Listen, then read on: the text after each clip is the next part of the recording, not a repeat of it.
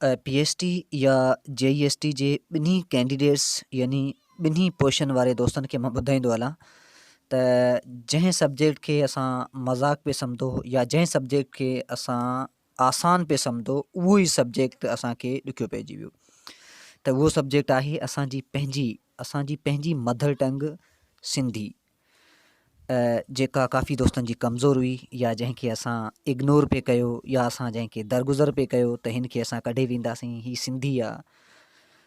त सिंधी जो पोर्शन जेका काफ़ी दोस्तनि खे ॾुखियो पइजी वियो। 23-24 तारीख़ ते जेके दोस्त PST जी टेस्ट ॾियणु वञी रहिया आहिनि उन्हनि खे बि कुझु हिंट्स ॾींदुसि।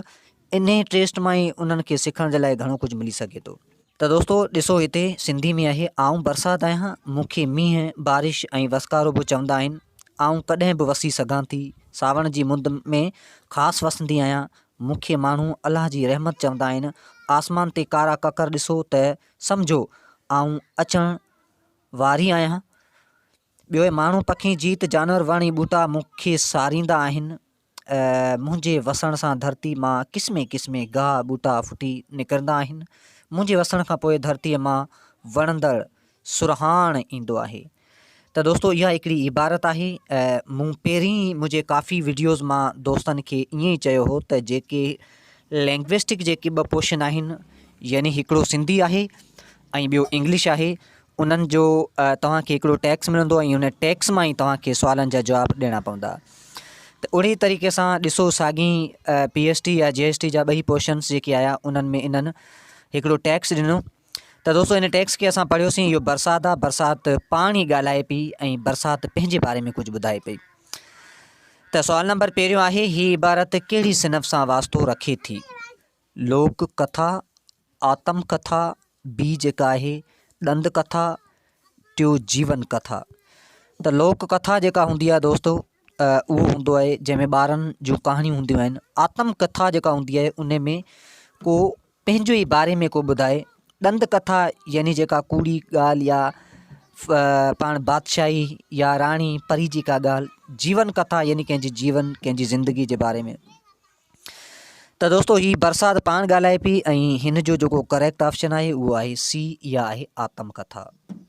दोस्तो सुवाल नंबर ॿियो आहे, हिन इबारत में इस्तेमालु कयल लफ़्ज़ सारींदा, ज़ाहिर आहे सारण जो उपतड़ विसारणी आहे, त सारींदा जो उपतड़ माना रखंदड़ लफ़्ज़ ॿुधायो। त इन जो आहे A, विसारींदा। ऐं दोस्तो टियों आहे, हिन इबारत मां लकी ॾिनल लफ़्ज़ व्याकरण। व्याकरण जी इंग्लिश में माना आहे ग्रामर, जी असुलनि मूजिबि कहिड़ी हैसियत रखे थो, यानी ग्रामर जे हिसाब किताब सां इहो लफ़्ज़ कहिड़ी हैसियत रखे थो। हीउ लफ़्ज़ छा आहे? नाउन आहे, प्रोनाउन आहे, एडजेक्टिव आहे, कंजक्शन, ज़र्फ़ छा आहे?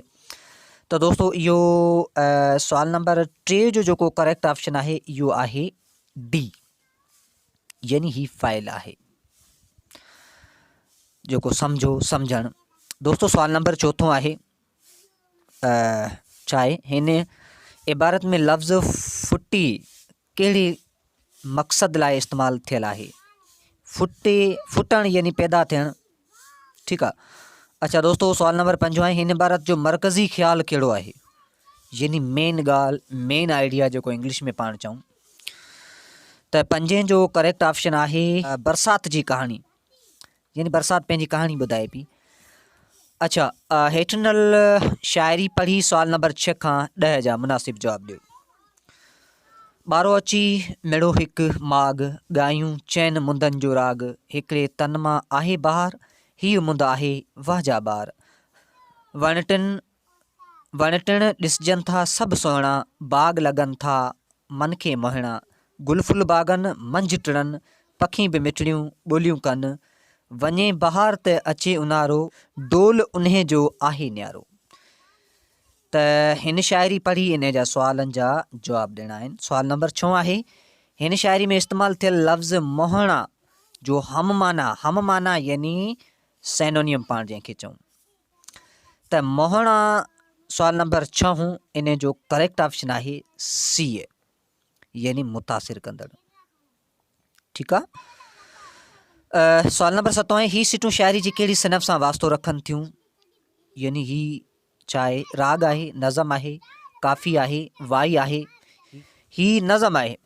डी जेको आहे नज़म राग कोन्हे, वाई बि कोन्हे, काफ़ी बि कोन्हे, इहो हिकिड़ो नज़म आहे।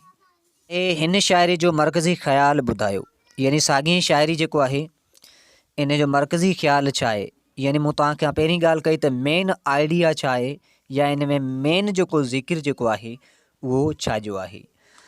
त सुवाल नंबर 8 जो बि करेक्ट जेको ऑप्शन आहे उहो आहे सी, मुंदनि जो अहवाल।